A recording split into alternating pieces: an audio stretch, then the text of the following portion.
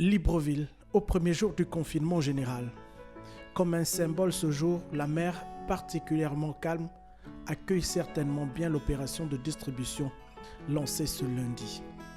L'initiative intègre le cadre de la banque alimentaire créée par le président de la République, chef de l'État, en soutien aux populations les plus vulnérables face à la pandémie du Covid-19. Nous, membres du gouvernement, nous prenons à bras le corps cette opération de distribution de kits et de bons alimentaires à compter des jours qui suivent comme étant une traduction concrète de cette mesure présidentielle que nous tous nous avons suivie dès l'adresse du chef de l'État le 3 avril dernier. L'opération est menée par le ministère en charge des solidarités nationales. Épaulée par deux de ses collègues membres du gouvernement, la ministre Priska Koho, aujourd'hui se charge de traduire en actes concrets la volonté du président de la République.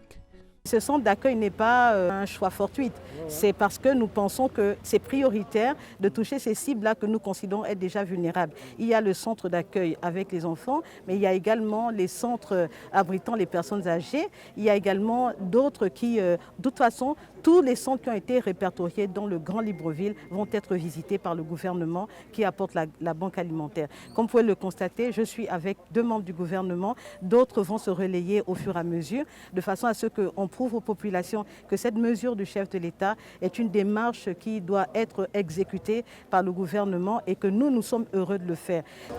Madame,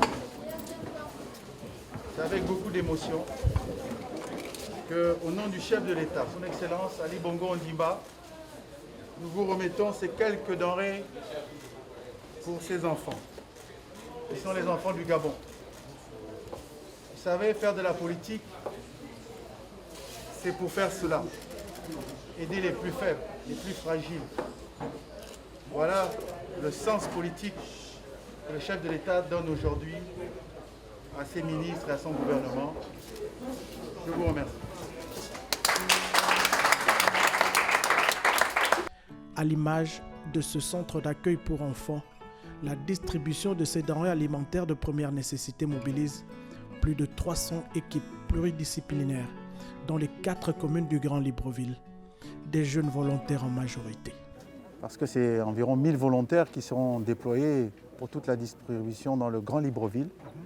Et ce seront des jeunes essentiellement qui, dans un élan de cœur, et pour vouloir répondre à l'appel du chef de l'État et montrer que la jeunesse est sacrée et qu'elle a son rôle à jouer dans une période difficile du pays, notamment cette épidémie qui ne fait que croître dans notre pays, eh bien cette jeunesse, je l'encourage et je la félicite pour son engagement total pour les populations. Les premiers bénéficiaires de cette aide alimentaire sont les orphelinats, les centres d'accueil pour enfants et les structures de gériatrie pour personnes âgées, l'expression même de la solidarité en situation d'urgence. Il est important qu'à partir du moment où ces marchandises vont être remises aux Gabonais, nous nous assurions que la qualité de ces aliments est au rendez-vous, qu'ils ne sont pas périmés et qu'ils ne vont pas rendre les gens davantage malades que ce qu'on craint justement. Donc l'Agence gabonaise de sécurité alimentaire, la GASA, qui est une administration sous tutelle du ministère de l'Agriculture, s'est impliquée à fond et continuera de s'impliquer à côté des autres administrations pour faire en sorte que nous garantissions la qualité des aliments qui sont donnés aux Gabonais.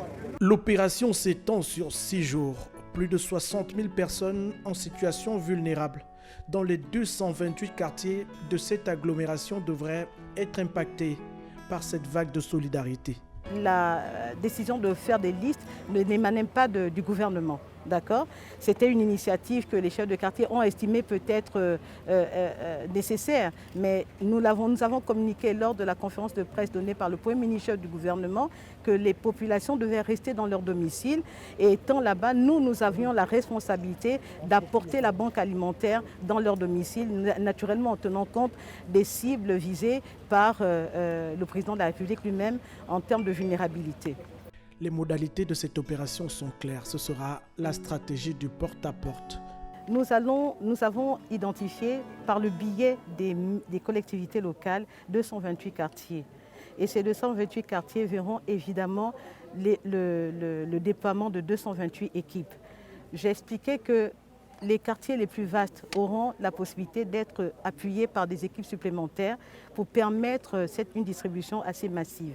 Nous comptons également, à partir de la distribution des bons, communiquer chaque jour le nombre de foyers qui auront été visités. N'oubliez pas, on l'a rappelé, c'est 60 000 foyers que nous voulons toucher avec ces bons alimentaires.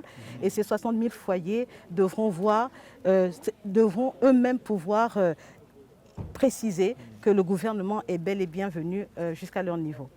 Première journée de distribution et déjà des signaux positifs, des signaux encourageants avec la distribution efficiente et diligente des denrées alimentaires ce jour pour la réussite de cette opération d'envergure.